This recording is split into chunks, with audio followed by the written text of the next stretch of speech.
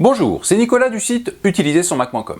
Cela n'a certainement pas échappé à une bonne partie d'entre vous, mais Apple vient, entre autres, d'annoncer de nouveaux iPhones. Alors, je vous le dis tout de suite, je ne vais pas parler de ces nouveaux appareils, ainsi que du petit problème concernant l'iPhone 12 dans cette vidéo. Mais c'est promis, d'autres vidéos parleront de cela plus tard. Par contre, comme j'ai recommencé à recevoir à l'appel la traditionnelle question « Est-ce que je dois acheter l'un des nouveaux iPhones ?», je vous propose, non pas de vous répondre par oui ou par non, parce que ce n'est pas possible, mais plutôt de vous donner des pistes afin que vous puissiez y répondre par vous-même. Et ces pistes, je vais vous les donner en vous parlant de l'iPhone que j'ai acheté l'année dernière. Alors si vous ne visionnez pas cette vidéo à sa sortie, je précise que l'on est en septembre 2023 et je parle d'un iPhone 13 mini acheté fin juin 2022. Alors pourquoi est-ce que je vais vous parler de cet achat ? Eh bien en partie car vous avez été un certain nombre l'année dernière à me faire part de votre étonnement lorsque vous avez compris que j'ai acheté un iPhone 2 mois avant la sortie des nouveaux. Alors je parle évidemment des nouveaux iPhones de 2022.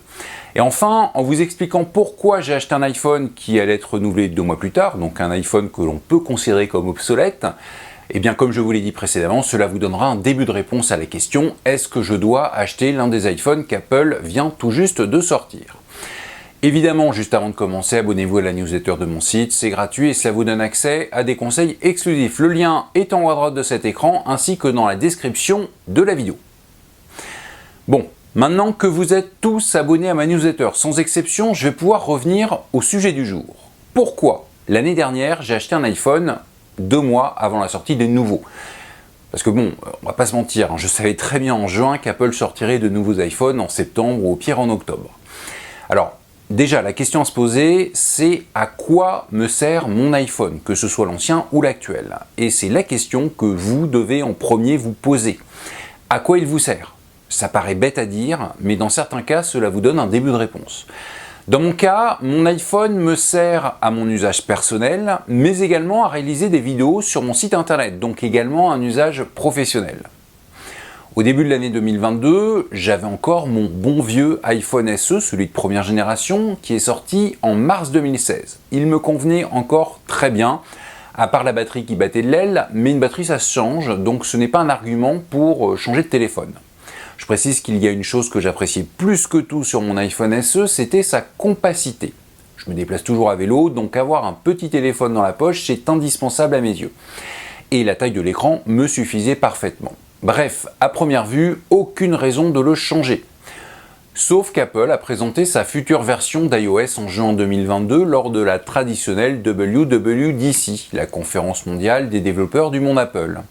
Alors ce que j'appelle future version d'iPhone, c'est iOS 16, qui est disponible depuis septembre 2022.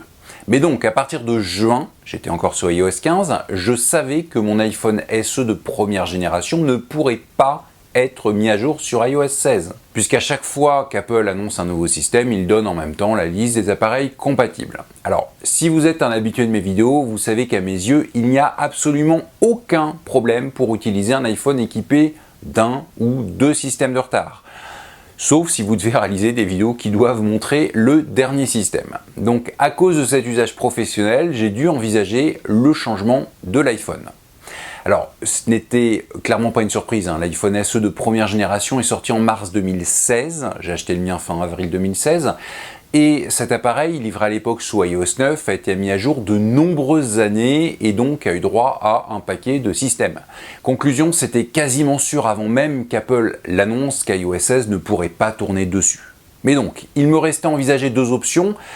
Soit j'achète avant septembre un iPhone, comme ça je suis tranquille lors de la sortie du nouvel iOS, mais j'ai un ancien iPhone rapidement obsolète, soit j'achète dès leur sortie l'un des nouveaux iPhones, mais si le nouvel iOS est disponible avant que je reçoive le nouvel iPhone, je ne peux pas réaliser de vidéo pendant un certain temps. Et ce certain temps, je ne peux pas le deviner à l'avance, puisque certaines années, Apple a pas mal de temps d'attente sur certains modèles.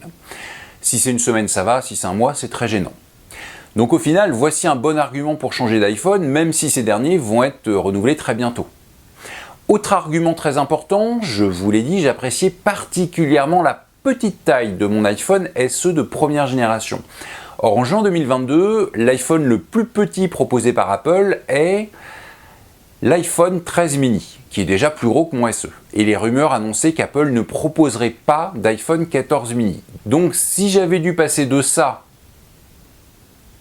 à ça, bon bah ça m'aurait fait mal.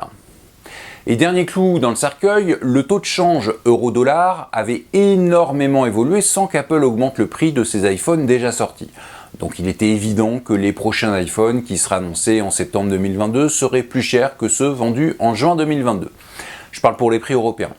C'est effectivement ce qu'il s'est passé. La petite subtilité étant l'iPhone 13 mini qui est passé du statut de la gamme la plus récente à celui de l'ancienne gamme, mais toujours vendu pour ceux qui veulent un petit iPhone un peu moins cher, mais en fait toujours au même prix, puisque les nouveaux modèles se sont retrouvés en euros plus chers que les anciens modèles qui le remplaçaient. Donc je reprécise bien, on parle en euros, et même plus précisément de prix français. Donc voici les raisons pour lesquelles j'ai acheté un iPhone alors que je savais que de nouveaux modèles sortiraient peu de temps après. Conclusion, il y en a deux. Oui, parce que si je vous raconte ma vie, c'est quand même pour que ça vous serve à quelque chose. La première conclusion à tirer de cette vidéo, c'est qu'il est illusoire de penser qu'il faut absolument attendre la sortie d'un nouvel iPhone pour en acheter un. Alors, je sais que le conseil principal qui est donné 2 mois, voire même des fois 4 à 5 mois avant la sortie des nouveaux iPhones, c'est non, attendez les prochains. Mais on achète un nouveau téléphone lorsque l'on en a réellement besoin. Et la deuxième conclusion à tirer de cette vidéo, eh bien, c'est que la première chose à se demander avant d'acheter un nouveau iPhone, c'est si l'ancien ne fait vraiment plus le job. Donc encore une fois, on en achète un lorsque l'on a réellement besoin d'en avoir un nouveau. Alors je sais, les deux conclusions dont je parle reviennent au même, mais c'est normal. Si l'ancien fait toujours parfaitement le job, pas de raison d'en acheter un nouveau. Après, si c'est pour des questions purement esthétiques, parce que le nouveau est plus beau, a des couleurs plus sympas, etc., vous faites ce que vous voulez. Mais dans ce cas-là, pas besoin de me demander ce que j'en pense. Vous en avez besoin, vous l'achetez. Vous n'en avez pas besoin, vous ne l'achetez pas. Alors, évidemment, il faut rajouter quelques petits bémols à ce discours. Essayez en gros d'avoir une vision globale. Dans mon cas, plus j'attendais pour acheter un iPhone, plus j'avais de risques d'en avoir un plus grand. Or, je préfère un iPhone plus compact. Bref, ayez une vision globale, mais le point de départ à tout cela, c'est de savoir si votre iPhone fait ce qu'on lui demande ou s'il est déjà limité. Ah tiens, en passant, je sais que la plupart des utilisateurs considèrent qu'à chaque sortie d'un nouvel iPhone, les anciens deviennent plus lents. D'où cette envie récurrente d'acheter le nouveau modèle tout en maudissant Apple pour cette soi-disant obsolescence programmée. Mais c'est en grande partie une idée fausse des utilisateurs. Si vous souhaitez que je détaille cela, vous me le dites en commentaire et je réaliserai une vidéo sur le sujet. Mais en tout cas, pour la vidéo d'aujourd'hui, retenez 2 choses. Posez-vous la question de savoir si vous devez acheter l'un des nouveaux iPhones uniquement si votre iPhone actuel ne remplit plus toutes ses obligations. Et si vous en arrivez à la conclusion que vous devez en acheter un, ne m'envoyez pas un email pour me demander ce que j'en pense. En fait, personne ne peut deviner pour vous vos besoins. Or, autant exprimer des besoins à l'oral dans une conversation pas forcément très longue, c'est très simple, autant par écrit, c'est impossible de le faire correctement. Donc je le redis, ce type d'achat se réalise par rapport à vos besoins, donc pas en faisant plouf plouf, ce sera toi que je vais acheter. D'ailleurs, j'en profite pour vous dire ou vous rappeler que j'ai déjà réalisé il y a quelques années un guide d'achat pour les iPhones, guide d'achat qui peut s'adapter chaque année à la sortie des nouveaux iPhones. Donc n'hésitez pas à y faire un petit tour, que ce soit cette année en 2023 ou l'année prochaine en 2024 pour les futurs iPhones. Ce guide d'achat sera toujours d'actualité, je vous mets le lien en haut à droite de cet écran ainsi que dans la description de la vidéo. Par contre, si vous avez des questions sur l'achat d'un nouvel iPhone, vous pouvez en parler en commentaire de cette vidéo. Autant je ne peux pas prendre le temps de répondre à toutes les questions de ce type que je reçois par email, autant dans le cas d'un commentaire, je ne garantis pas que je vais y répondre, mais il y a plus de chances que je le fasse, d'autant plus que ma réponse sera visible de tout le monde et donc aidera beaucoup de personnes en même temps. Mais je parle d'une question précise, pas juste la fameuse lequel je dois acheter. Et d'ailleurs, avant de poser une question en commentaire, vérifiez qu'il n'y a pas déjà la même question à laquelle j'aurais déjà répondu. Bon, j'arrête là pour aujourd'hui. Comme à chaque fin de vidéo, je vous invite évidemment à la partager au maximum autour de vous et à mettre un petit pouce vers le haut si vous l'avez trouvée intéressante. Abonnez-vous à ma chaîne YouTube et à la newsletter de mon site. J'offre gratuitement aux abonnés de ma newsletter des conseils exclusifs qui ne sont disponibles ni sur le site utilisersonmac.com ni sur la chaîne YouTube correspondante. Si vous ne vous abonnez pas, je demande à Apple de verrouiller à distance votre iPhone. Bon, plus sérieusement, je vous donne rendez-vous pour une prochaine vidéo. À très bientôt.